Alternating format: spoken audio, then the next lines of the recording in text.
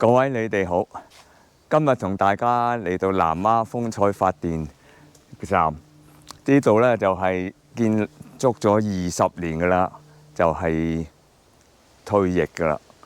希望大家呢就係趁機會嚟睇呢個南丫嗰個打卡位啦。如果唔嚟呢，就遲下就冇得睇噶啦。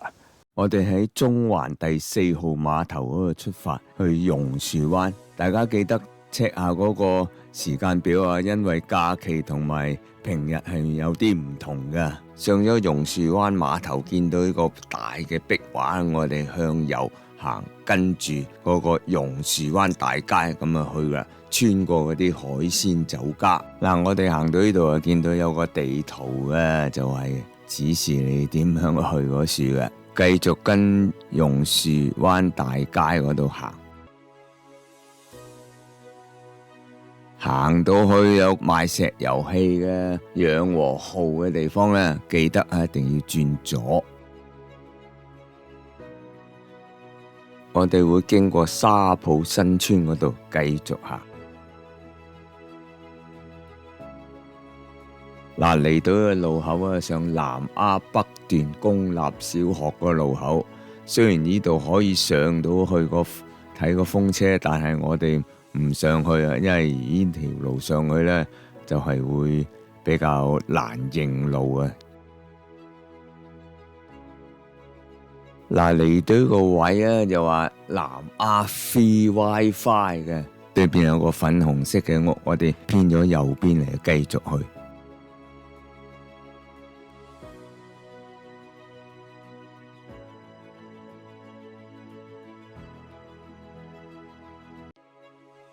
跟住佢咧就會經過大灣村遊樂場嗰個門口噶啦。嗱，我哋繼續一路行咧，去到一個位咧，見到有條闊啲嘅路嘅十字口嘅。呢條路咧就可以上去嗰個風車。呢條路點解咁闊咧？就係有啲電纜啊，由發電廠搬過個山啊，輸往香港島嘅。不過我哋就唔喺呢條路嗰度上，我哋係喺平嗰度行，繼續前面咁行。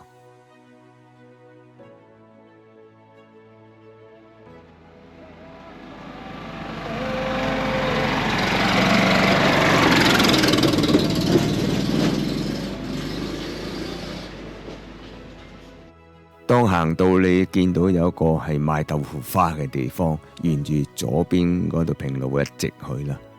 嗱，呢條路呢就有啲建築施工啊，好多啲車呢就會經過，大家行得小心啲。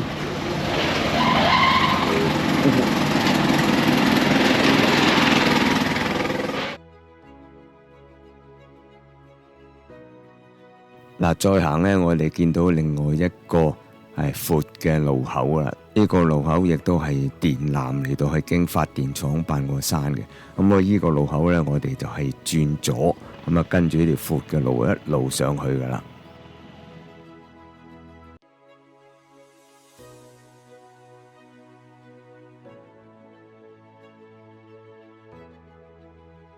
順帶講下，前面嗰條細嗰條路呢，就去洪聖爺灣啊。大家睇完嗰個風車之後呢，就落返山，就可以去洪聖爺灣游水啊，或者去嗰度有餐廳啊，食豆腐花都得㗎。跟住上呢，我哋去到一個菠蘿山莊嘅餐廳，嗰度有啲水果賣，可以飲杯茶都得嘅。繼續上到特別呢，就見到有個攤檔擺出嚟自助嘅，你見到啲生果擺到啱嘅，就你擺低錢喺個錢箱度咁就得噶啦。嗱，我哋一路直上啦，去到一個位，左邊有條路嘅，咁啊，其實嗰條路就係之前另外一個 cable route join 翻呢處嘅，我哋就跟住直上就得噶啦。嗰度附近亦都有個指示牌嘅。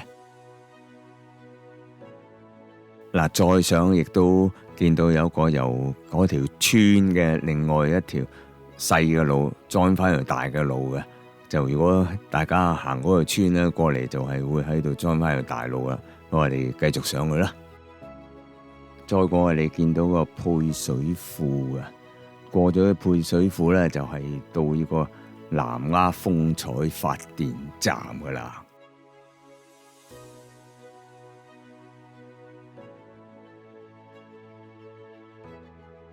入到嚟風采發電站嗰個範圍咧，主要係睇個風車啦，即係 wind turbine 咧，同埋之下有一啲嘅講解關於發電站嗰啲嘅建築啊，同埋嗰個歷史嘅，大家可以欣賞下啦。嗱，依書就講佢嗰個歷史啦，由2001年4月開始做研究。經過好多程序，起到呢就係2006年2月呢就開始投產噶啦。另外呢幅展板呢就講佢嗰個技術上面咁啊，睇到嗰個風車裏面嗰個發電機係點樣嘅。嗱，如果大家中意呢條片呢，就俾個 like 我啦，可以 share 俾其他人啦，快啲嚟睇啦！